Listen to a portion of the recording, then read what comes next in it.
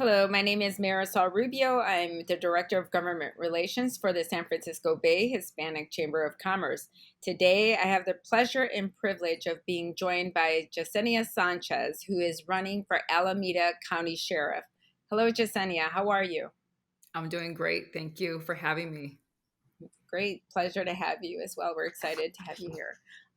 So I'd like to start out I consider it a warm up per se, to give the voters a sense of who you are, a little bit about the history and what brought you to this juncture in your life today to want to step up to public service and serve in this capacity. Yeah. So I didn't think when I was a teenager that I would ever become a law enforcement officer, to be honest with you. But just a little bit about me. I was born in Hayward. My father is an immigrant from Jalisco, Mexico, and he came to Oakland, California in 1965 when he was 12. And my mother is originally from San Antonio, Texas, and she came to Oakland when she was about 6 years old, so around 1959. So they grew up in Oakland. They graduated from Fremont High, my dad, and then Oakland High. That my mom graduated from Oakland High. So when they got married, they moved us to Hayward, and so that's where I kind of grew up. And we definitely had we were middle class income, and the recession hit. And my father used to run a restaurant in San Leandro called Piper's. It was a smorgasbord, and it took that restaurant out once the recession hit. So Oh. we ended up losing our home, and we ended up having to find shelter. We kind of all went our separate ways. I was around almost 17 when that happened. So I was working three jobs at the time. I was working Monday through Friday at a used car lot in San Leandro, and that was kind of an 8 to 5 job.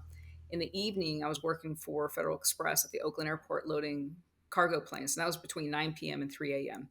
On the weekends, I was working at McDonald's doing shift work. So really didn't have too much free time. I was kind of couch surfing at the time between my grandmother and my aunt's house, and sometimes just kind of staying in my car when there was no room. That's basically kind of how we were. We had all our valuables in our cars and whatnot. We really didn't have a place to call home. Wow. So uh, I put in interest cards for any entry level position in the county and in cities, Oakland, San Leandro, Hayward, and whatnot. And I finally got an interest card response back from the county saying, hey, we have a sheriff's technician position. It's entry level. All you need is a high school diploma, clear background. And so I applied for it and I got in. So I started working for the sheriff's office at 19 years old, Wow. and I've risen up the ranks since. I am a 25-year veteran of the sheriff's office. I'm the highest ranking Latina as division commander. I have worked a variety of assignments. I've worked patrol, I've worked investigations, I've worked jail operations and administrative roles, and I've supervised in all of these capacities. So, I definitely have worked in almost every facet of the sheriff's office and what it offers. And the sheriff's office is, a pretty large operation. It Mhm. has over 1,700 employees, over 1,000 badge personnel, and we do a variety of assignments and provide, essential services. Like we run the largest jail in one of the largest jails. I can't say it's the largest jail, but it's the fifth largest jail in the nation, and it has a capacity to hold over 4,000 incarcerated people. So it doesn't right now. We definitely have half that population. But the jail is one of the major essential services that we provide, as well as running the courthouses. We provide mutual aid to 16 counties across the state. We are a Regional 2 mutual aid coordinator. We offer services as far as law enforcement contract services across the county, including providing law enforcement services to the Oakland Airport. We have a contract with the city of Dublin to provide law enforcement services, and we also have law enforcement services following the AC Transit bus lines in the county. So it's a pretty large operation. That's just a name, to name a few services we provide. But it is a very large operation. And since I've become a division commander, what has brought me to run against a never opposed incumbent is the frustration with trying to change the culture of the sheriff's office and running against obstacles. And I either choose to walk away and seek employment somewhere else, but the sheriff's office, I've grown up with the sheriff's office in Alameda County, and I either leave or I attempt to make the change myself. So that's why I'm running, and that's why we're here. Great. You have a lot of responsibilities on your shoulders, to say the Mhm. least. Yes, Um, yes. so, how do you feel? You started out with explaining your background. How do you think your background has shaped your worldview? Well, it definitely has been instrumental in how I treat people. And that's one thing that I take pride in is the fact that I've come from really, nowhere, nothing. Um, and I've worked to gain what I have, to earn what I have. And I've never changed the way that I've treated people. And that is something that is always, when I talk to people who I haven't seen in years, they're like, you know what, you're the same person. But it really goes back to the fact that I value individuals as I value myself, and I'm accountable to them just as they're accountable to me. And that's something that people lose sight of when they become, I guess, in a position of power for so long. It seems to kind of consume them, that power and that authority. And that's something that I am committed to not having change me. And that is, I think that's been key into how successful I've been in my career. Absolutely. Oh, staying humble, staying true to yourself, all very good things to always remember any position we take. Absolutely. So shifting now to your background in law enforcement, how do you think your vision for Alameda County today has evolved or changed from the time from when you started out to where you are now? Yeah. So we can see that law enforcement across the nation has really been, in the spotlight with our news media and whatnot. And it's because of the level of accountability for law enforcement. So there's this call for change across the nation. And there are a number of police agencies in the Bay Area that have embraced 21st century policing. And I can say that the sheriff's office, the Alameda County Sheriff's Office, has yet, they're very slow to embrace those pillars. Mm, So that is something that, as I've grown up in the agency, I've seen that we still are far behind with where we need to be, and that is making sure that we are providing equitable services out in the community. And San Francisco, large agency, the PD, where they've stood up their own racial equity, diversity, and inclusion unit, and the sheriff's office has yet to do so. mm, And there's definitely some value that we will be able to see and benefit from in standing up a unit just like that, and making sure that we are reflective of what we say. The data will support and show what we're doing, how we're doing it is the right way, and that we are providing equitable services across the community and making sure that we are engaging our community appropriately, and they are a part of the process when we're talking about services provided. We have to think as we are a business, and businesses provide service, and when they provide service they receive feedback, regardless of whether it's positive or negative. But we should be inclusive of the community so that they feel comfortable and can trust that they can provide that feedback without any negative response from their law enforcement agency. So that's one thing. There's been a number of things that I am definitely committed to changing. Right now the sheriff's office has a policy where we communicate with immigration to the fullest extent of the law. And that mm, is something that I've always disagreed with, and will make sure it's a very easy policy change. And that is one of my first steps and goals, to make sure that we cease communication with immigration unless there's a criminal warrant outstanding for an individual that's signed by a judge. It's the same thing that would, same type of service that would occur with a local law enforcement agency that has a warrant out for an individual's arrest for a criminal want. That would be the only reason why we would communicate with immigration.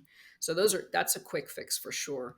And I spoke to accountability earlier. And the way that we have an internal affairs process right now, it is not the right way to do or make sure that allegations are investigated appropriately. So, for example, if we have someone who makes an allegation against one of our staff, the sheriff decides whether that investigation occurs, which should not happen. That investigation should occur, and the product or the results of that investigation should be presented to the sheriff afterwards. That creates the inability for leadership influence to influence whether someone gets investigated or not. And so that also eliminates favoritism, nepotism, anything that goes as far as a factor into whether someone's investigated or not. So that is something that I will be working with our internal affairs unit on to make them completely autonomous, and that they present the sheriff, because the sheriff ultimately has the decision on any type of discipline that's imposed on someone, but that they are going to work alone and then present the results of their investigation after it's conducted. Okay, yeah, Just, that just a makes few sense things. that there may be a conflict of interest, right? Yes. For the sheriff to have that purview. Um, so we're going to dive in a little bit to some more nuanced, specific issues. We'll start out specifically talking about what initiatives and programs will you devise to reduce incarceration rates of young people and reduce recidivism rates among nonviolent offenders. Yes. So that is a big part of my platform, and some steps I'm taking right now, and that's establishing relationships with people who can assist me in, or the sheriff's office would assist them, and being that they've always had this struggle with getting communication and getting data from the sheriff's office. And I'm a big supporter of data sharing, because with data sharing we can make sure that people are getting connected to the right services, right? Because it's not a one size fit all for individuals. So having those relationships established with those who can divert people out, such as our mental health court, our justice partners, our public defender's office, and the DA's office. Right now, the DA's office is working with a community-based organization called La Familia to divert individuals to a navigation center if they are suffering from mental health or substance abuse.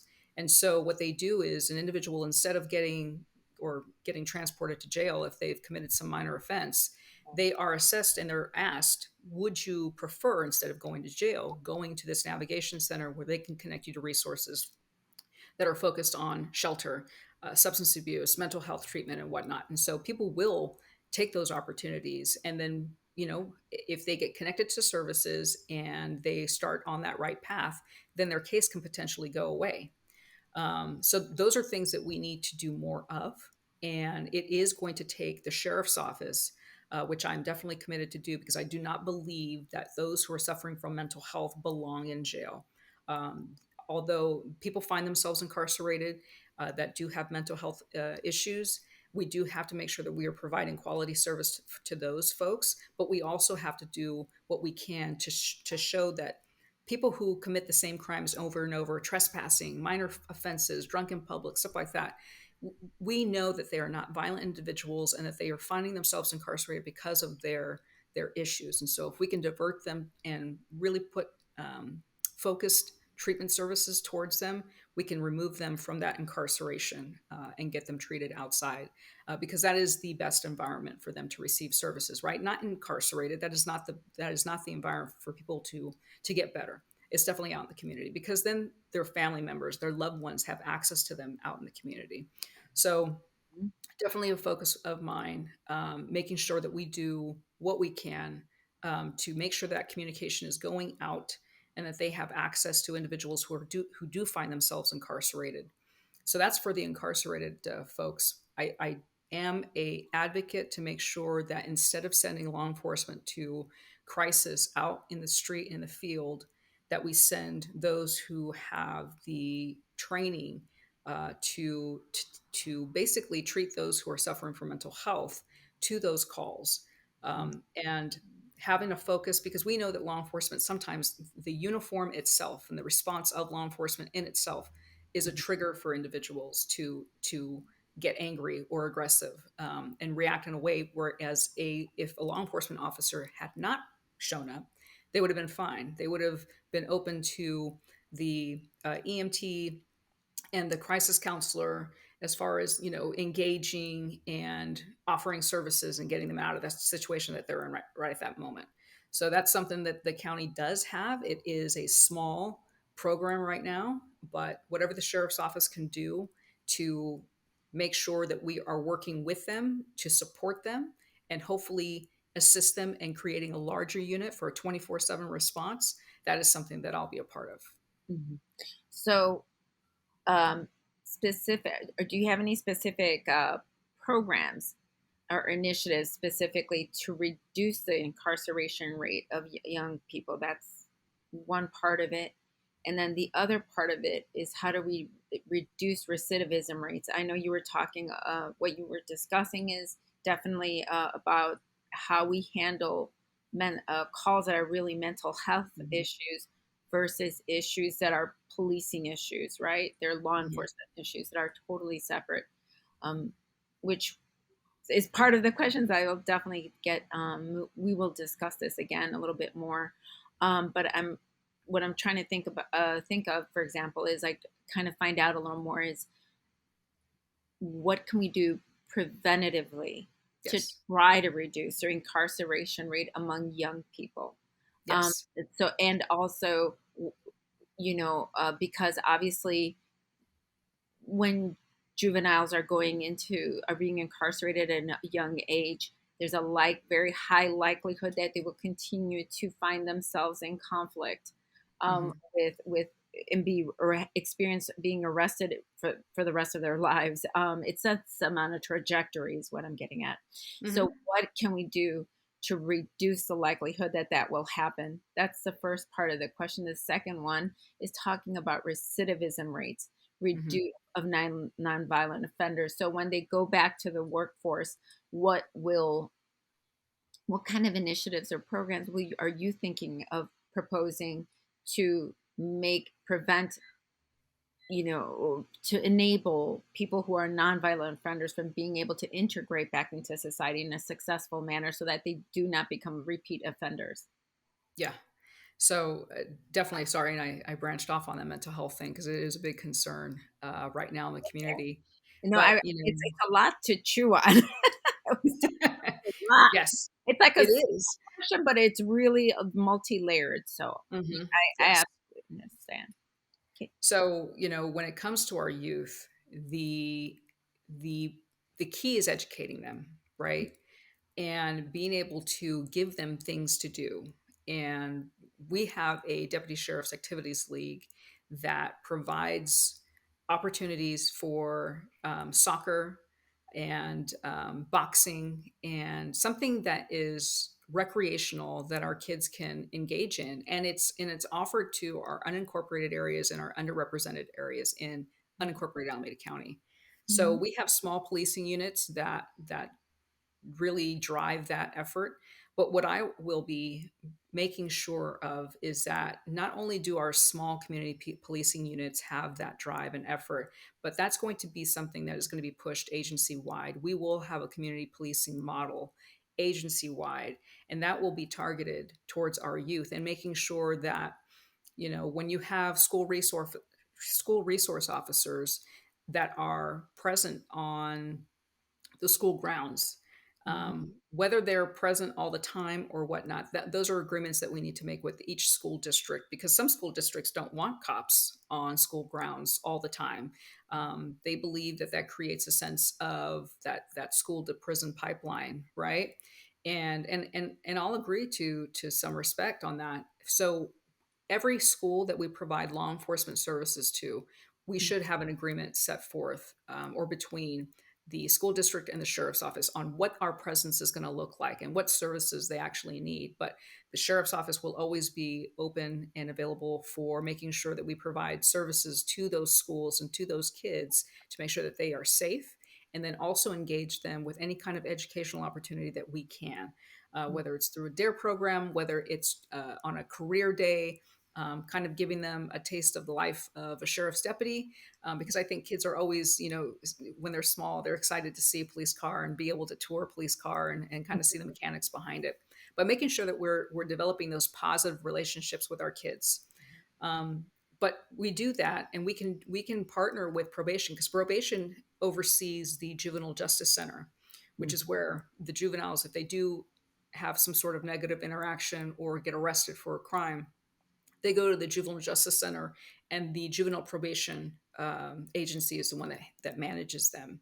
But there's definitely got to be a partnership with the sheriff's office, which provides adult services with juvenile probation, because we obviously see that there's an early mechanism or early stage where we can address those who seem to be coming up on the wrong path and see how we can provide some or fill some gaps on things that they're not getting at home or in the community, where we can divert them into a positive track, right?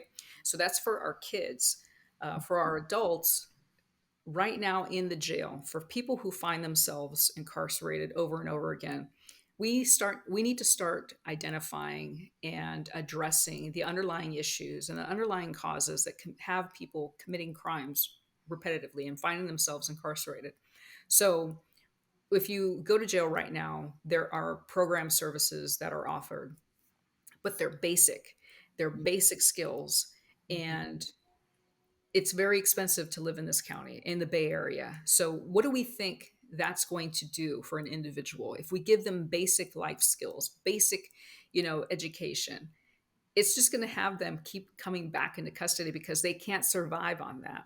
And so that's a conversation I've already engaged with our building and construction trades council on, and our trades affiliates partners, as far as bringing in apprenticeship programs to the jail where they can start their curriculum in the jail, because some people just are not going to go to college. College is not for them. That was me when I was a kid. I didn't start taking college courses until later in life because I had to.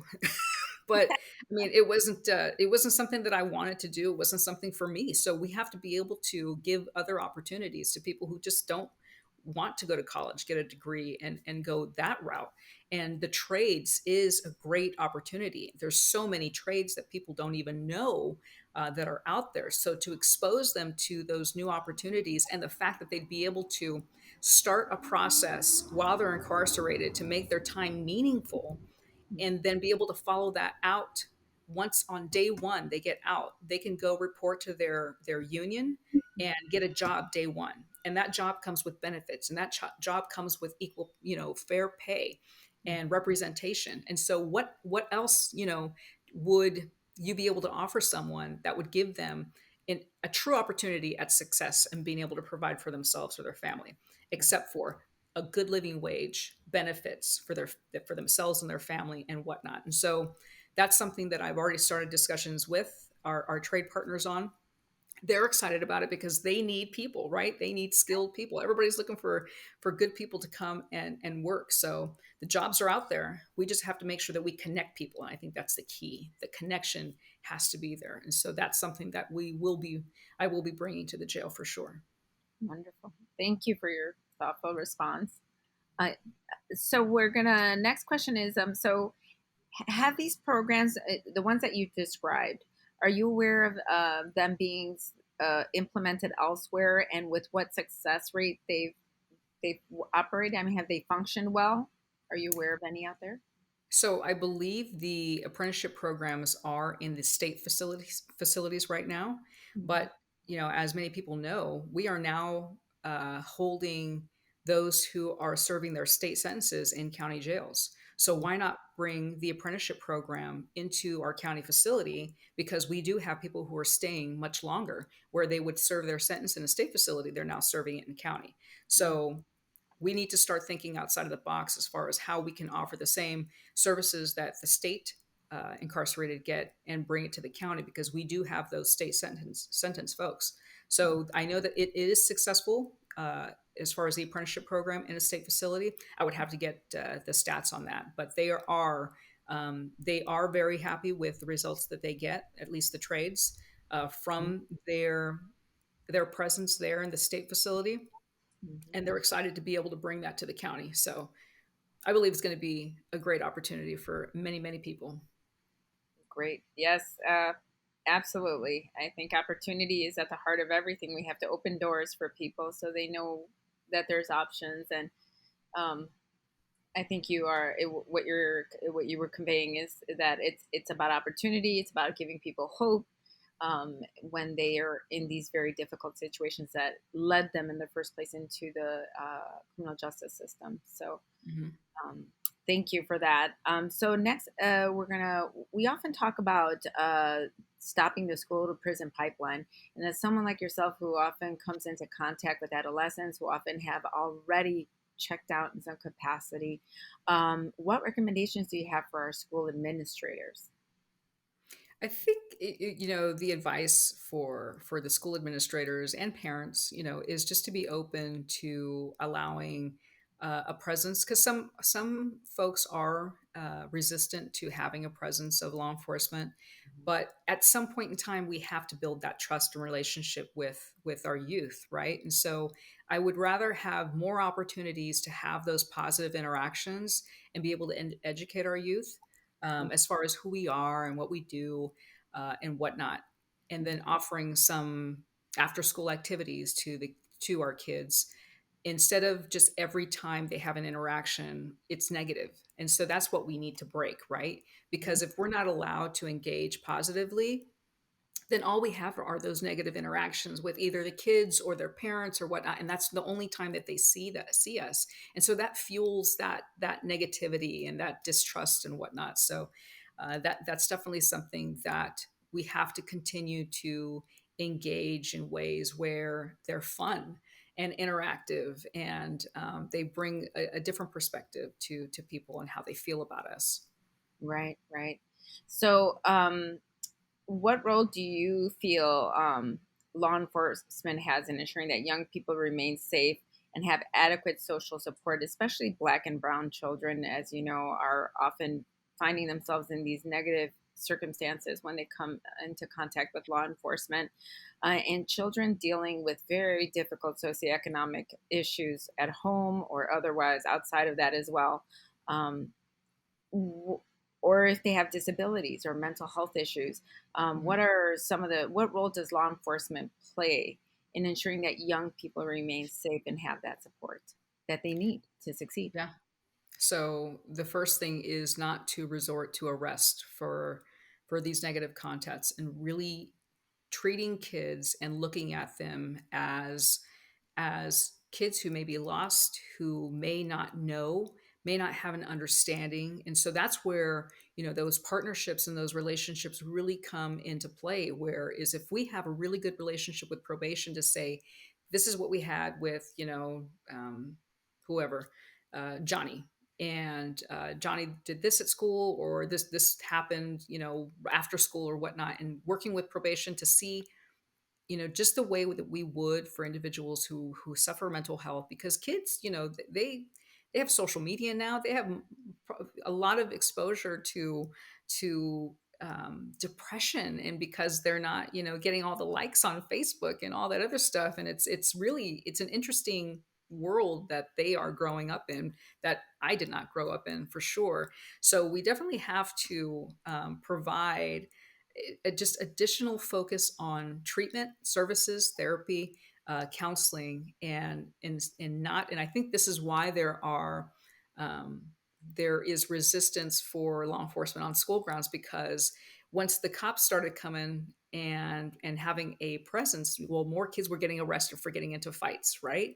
Hmm. And when I was in high school, I nobody got arrested for getting into a fight. We got suspended, all this other stuff, but you were treated like a kid, like you messed up, you're going to get suspended, you're going to do your time, and then you come back, think about it, and all this other stuff.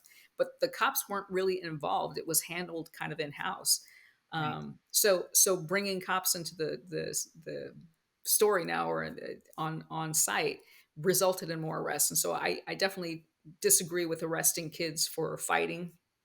If it's, your typical growing up, you get mad at, your girlfriend because she likes your boyfriend or whatever. I mean, it's just, it's really school stuff. Right.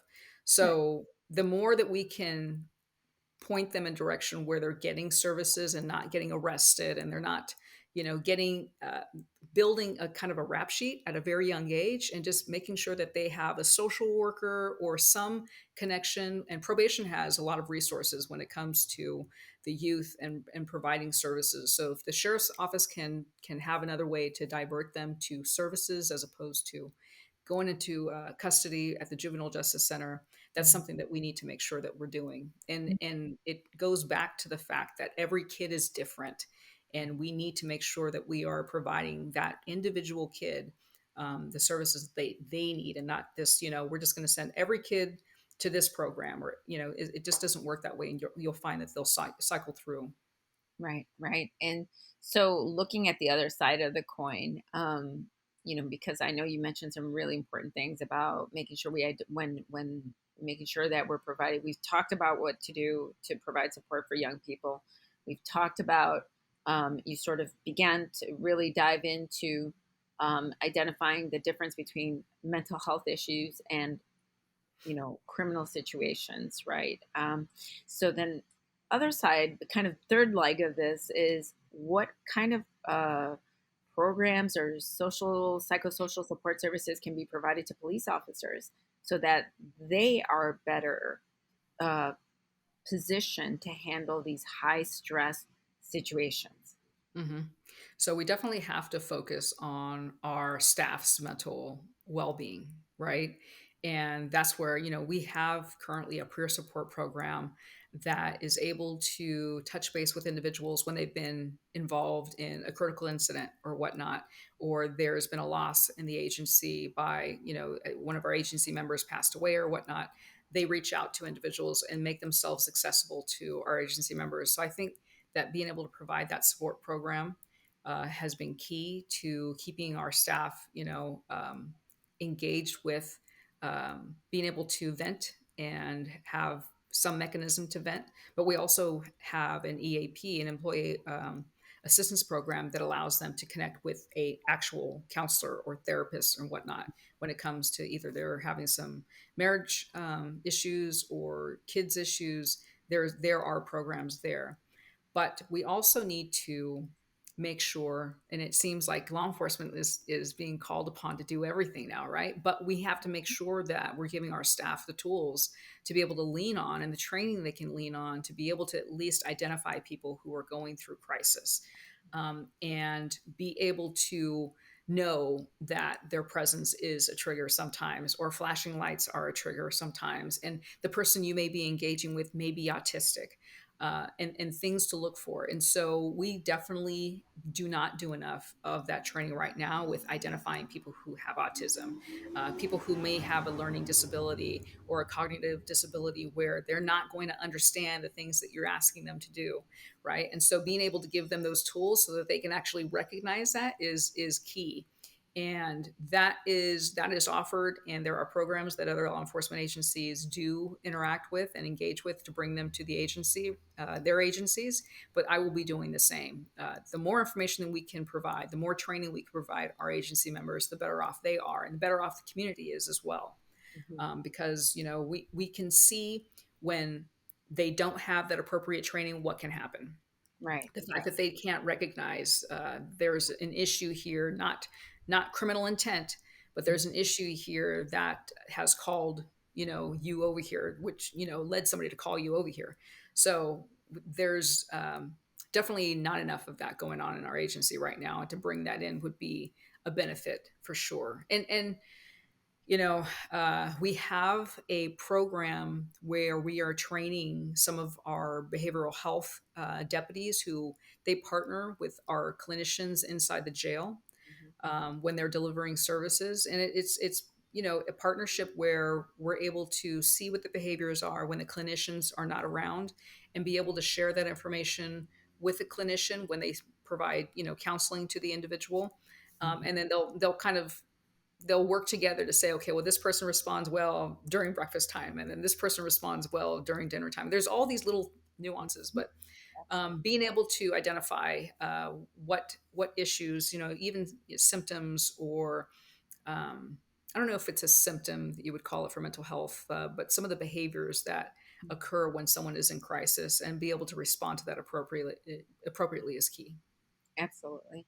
So when you, for example, when also when terms of like reporting out, when there's an suspected incident and it's under investigation, when a police officer has had a questionable encounter with an individual, what do you consider? I mean, do you feel that currently those reports are coming out at a reasonable amount of time? If not, what would you do differently? So reporting it out to the public. Yes. Yeah. So no, the timeliness of it right now is definitely unacceptable. We I shouldn't say we, but the sheriff's office right now reports out on wonderful things that are happening, wonderful things that are being done out in the community. But when it comes to any kind of negative story that comes and surfaces that obviously involves the sheriff's office, it's crickets. You don't hear anything. And, being that I work in the jail right now, and when it comes to, we'll say, in custody deaths, we don't provide any information at all whatsoever to the public. We don't do a press release. We don't engage the family who's lost the loved one with information that we can provide, services that we can connect them to. It's like we treat people like they are not important and that they are not valued citizens or community members. And that is wrong. That is something that I feel terribly about. It is inhumane to not communicate at all with a family who's lost a loved one, regardless of wherever it happens. The fact that someone has passed away and they know nothing about it, they know nothing of the circumstance, they have no connection to services at all. It's just, I don't know, it's wrong and heartless. And that's one of the biggest examples that I have, because I feel so strongly about it, the fact that we don't communicate. So no press release to the public, because the public should be informed when we do have someone who passes away in custody. And there's no information to the family. Right. There's always an investigation that follows when we have somebody who passes away in custody. And there's information that we can't share, but there is information that we can share. And the fact that we lock people out from those basic things that we can be able to provide is terrible. And so, speaking of those relationships and the need for improvement, what can we do to improve the relationship between our law enforcement and the community, as well as our law enforcement? And say, for example, especially now, as we with the incidents that happened with the snatch and grab, all these small businesses are feeling very concerned that they're going to be next in subcapacity. So, and the small businesses are also part of the community. So, Mhm. looking at the relationship between law enforcement and the community, including small businesses, what are some ideas of how we can improve that relationship?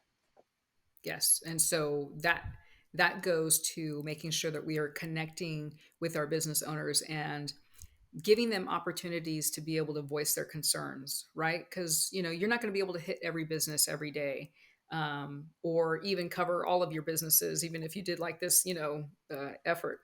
But if you have a forum and an opportunity for business owners to come forth and your community members to come forth, and not just in one area, but you have to make yourself accessible in multiple areas of the county where you provide services. So if you can be accessible and they're able to voice their concerns, and you would be able to address, number one, acknowledge those concerns and issues, and then figure out a way where the community and the sheriff's office can partner together to address the concerns, whether it be whatever petty theft is occurring in the stores and what times are these occurring at. And that way you have a focus, where you're going to make sure that you have patrol checks in that area for those business owners during these times, because maybe when during after traffic or whatever they have some influx of crime in this area, then you can target that. Mhm. So it definitely requires that engagement, that conversation to occur and be able to address those issues, because the community sees things before we do. They're the ones that we're relying on to call us when there's an issue. So we should be making sure that they know that we are addressing those issues when they come, and that we're not ignoring them, and that we're coming up with ways to provide service together. And so if that means that we offer Hey, if you're willing to install a monitor, a camera in front of your business so that we can actually, it'll assist us in identifying who is perpetrating these crimes against your business, then perfect. We'll help you set it up. We'll, do what we can to make sure that we can have that, so that we can address those issues for you. But those are conversations that absolutely have to be had, and they have to be comfortable coming forward, as well as being able to go to those multiple locations to have those conversations. Right, right. And then in terms of like, I think you touched on this a little bit earlier today, talking about bringing the law enforcement more proximally in positive and in a positive environment, not a Mhm. negative environment Yes. early on, such that we're like, for example, family events, those kind of things. What are your thoughts Mhm. on that? Oh yeah, absolutely. When I think of how we can positively identify or positively engage our community members, I'm thinking like movie night. If we hosted a movie night in the park or whatnot, and having the sheriff's office there, right? And they're there just kind of hanging out, watching the movie with everybody else. But also, with the activities with the kids for sure. But I it would be amazing too, and we had there's a touch of it going on right now, but if Mhm. our community leaders and our community business partners would say, hey, we're having this block party, on such and such night, can you come? That's the relationship that I'd like to see developed over time, and that way you see the sheriff's office in those positive environments instead of in those negative environments or responses all the time. It has to be both. Well, I mean, sadly, the negative part is going to come just because it's part of society, but the positive interactions should be more. Right. And those positive reactions, I would imagine, also provide an opportunity for a level of comfort to Hmm. settle in between on both sides. Just Yeah, familiarity helps. Um, so, exactly.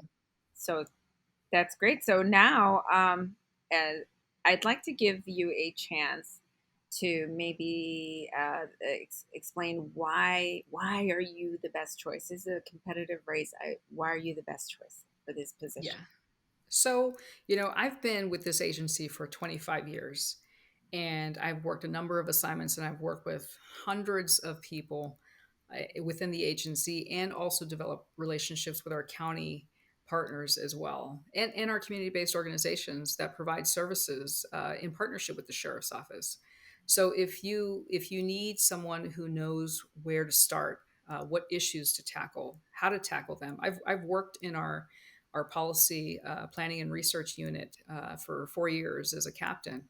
And so I know how policy is written, how it's changed, and what it takes to do that. So if you're looking for someone who knows right from day one what to do, that would be me. And I've already built the credibility and trust within our agency and with our county partners so that they know. And that's what it really is built off of, right?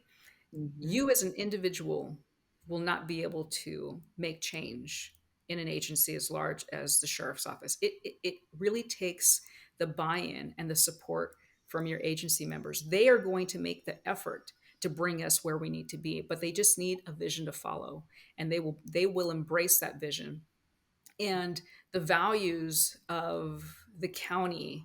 They have a Vision 2026 model which captures community engagement and benefiting the greater community by engaging them.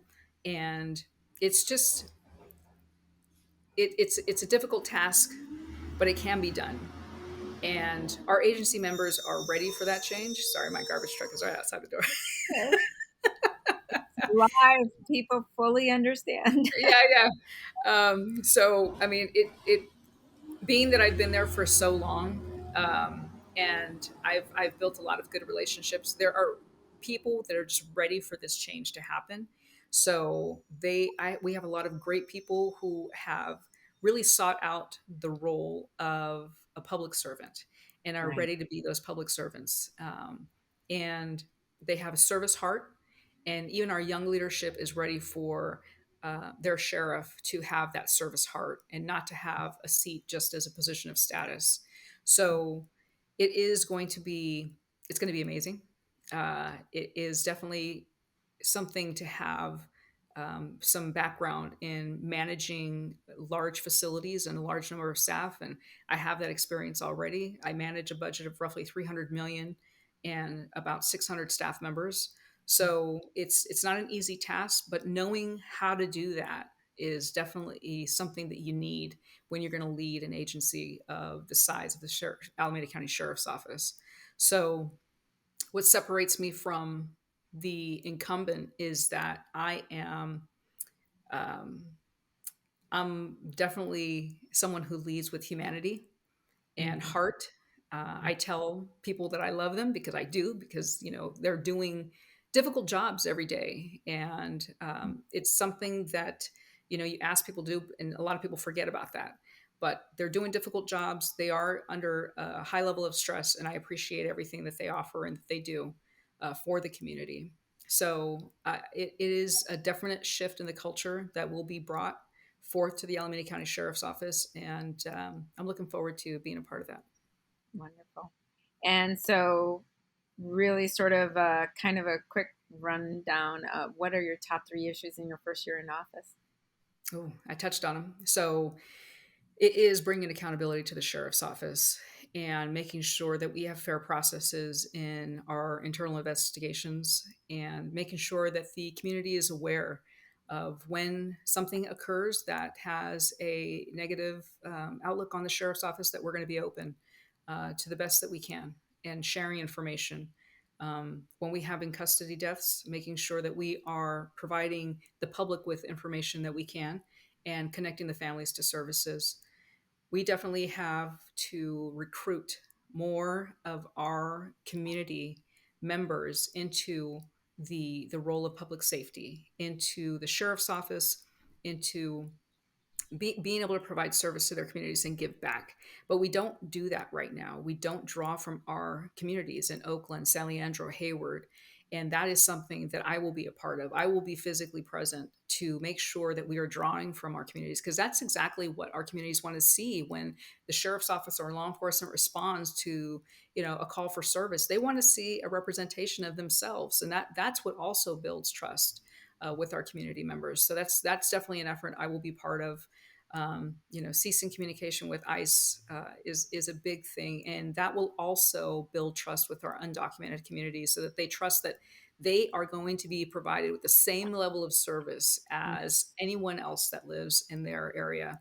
So those are big things, but also making sure that we are diverting people who are suffering from mental health away from incarceration and giving people the true necessary tools to be able to live and survive in this county, by providing opportunities with the trades, apprenticeship programs, as well as education, if that is something that people are interested in pursuing. But giving them what they need to make sure that they do not have to commit crimes, or feel as if they have to commit crimes to be able to provide for themselves. And when you were mentioning about not reporting out to ICE unless there's, for some reason, there's a criminal reason behind that, it reminded me of the Vision Act. I don't know if you remember about that bill that came out, and it was precisely trying to address that sort of a double jeopardy issue from happening. Mhm. So, thank you for your thoughtful responses. I'd like to give you an opportunity to let the voters know how they can learn more about you and where they can reach out to you if they have additional questions. And feel free to say it in any language you'd like, multiple if you prefer. I've let other candidates say it in two times if they would like to. So, Gotcha. Well, sadly, I don't speak Spanish. I can understand quite a bit, for sure, but for some reason, speaking it is a challenge for me. I always get the tenses wrong, so I don't even try because I've offended people. So I've stopped doing that. But in any case, I have a website, www.sanchezforsheriff.com, and it is the number 4 in the middle of Sanchez and Sheriff. And you can see my platform and see kind of how we've grown. I am part of a true grassroots campaign. I don't come from money. I don't know people with money. And so I've really been reliant on our community members to donate and contribute their time, volunteer by knocking on doors and getting the word out of the importance of voting, and especially during this June primary. A lot of people don't turn out for a primary election, so it is very important. There is a number of hot ticket items on this primary ballot, but it is your opportunity to have your voice heard. Mhm. With respect to the sheriff's race, this is the first time in over 30 years that the sheriff has been opposed in Alameda County in Alameda County Sheriff's history. So all of them have been white males. It is going to be the first time, and people will have an opportunity to be a part of history in making the first Latina sheriff in Alameda County. So I encourage you to go out and vote. I encourage you to vote for the person who you believe will bring change to Alameda County and their law enforcement agency. Thank you so much, Yesenia, for sharing with us about who you are, your passion for this position, and what your commitment to the community and what you plan to do for them. Thank you so much for taking time out of your busy schedule to join us today. Oh, thanks for having me. I appreciate the opportunity. Likewise. Thank you.